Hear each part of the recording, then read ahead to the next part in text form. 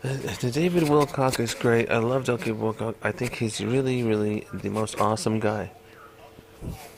And I disagree a little bit with what he says about this kind of thing.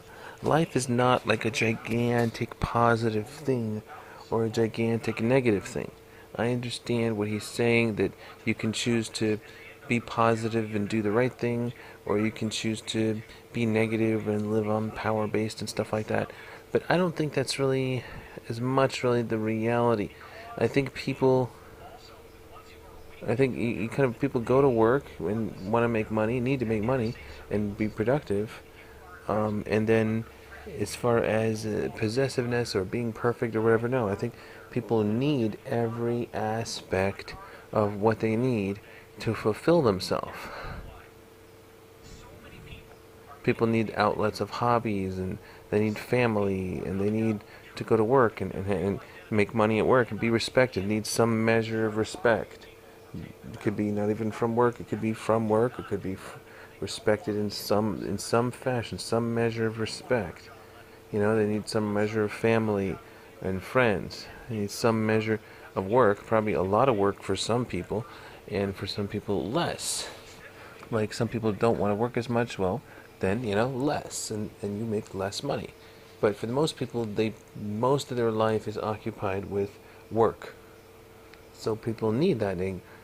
You know, uh, going to work, doing some kind of service, and I think this is probably where some of the evil stuff crumbles and destroys itself. And it makes sense, because if they're going to work for a long time and they really realize that they're living a lie, they're living a farce, it's just it's completely wrong, it's completely backwards, then it collapses at that point. Or there may be mini revolutions going on, or but usually not, because as long as there's still money, as long as they still make money, and can pay their bills, and have some outlets, some of these positive outlets, television, family, saving money to where you can lead up to something. And I think there's revolutions within employment and stuff like that if people do not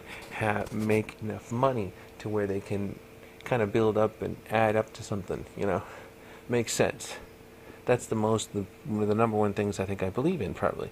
If you are working and making money but just barely enough to pay all your money out the door just to survive, and then the next month all your money goes out again just to survive, and then you just turn into a revolution. You just say, fuck it, I quit this shit, I'm just going to do something else.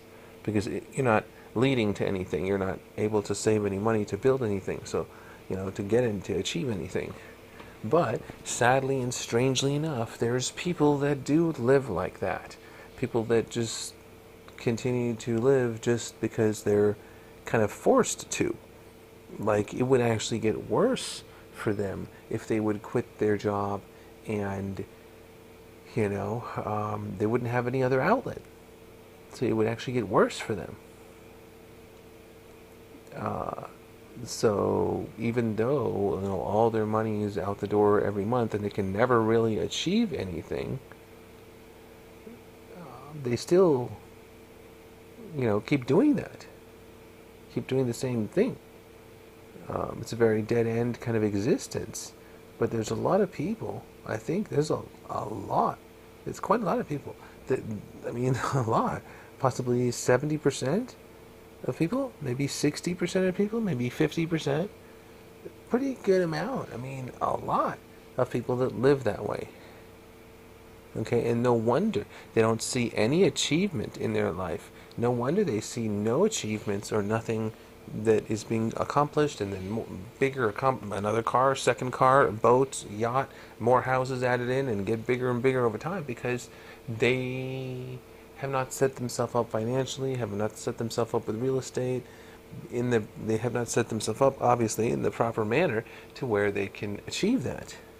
And if you look at someone like Donald Trump, he has set himself up to where he can achieve that correctly through his family, real estate, his father, and through his work in construction industry, it all really does come down to construction, because construction, ownership of land, and controlling the land, to where he can, he's making, $5 billion or whatever next year. Next year, $7 billion, and next year, $3 billion, and making, tremendous the way he is. And it does come down to the amount of money you make, and the steps you take in your life, the real estate, stuff like that.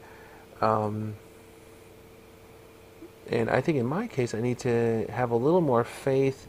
Things will work out okay, and maybe stay away from this controversial stuff as much as I can, or kind of stay away from the controversial stuff and start jumping into the work that I want to do with my life, and have some faith it will work out just fine.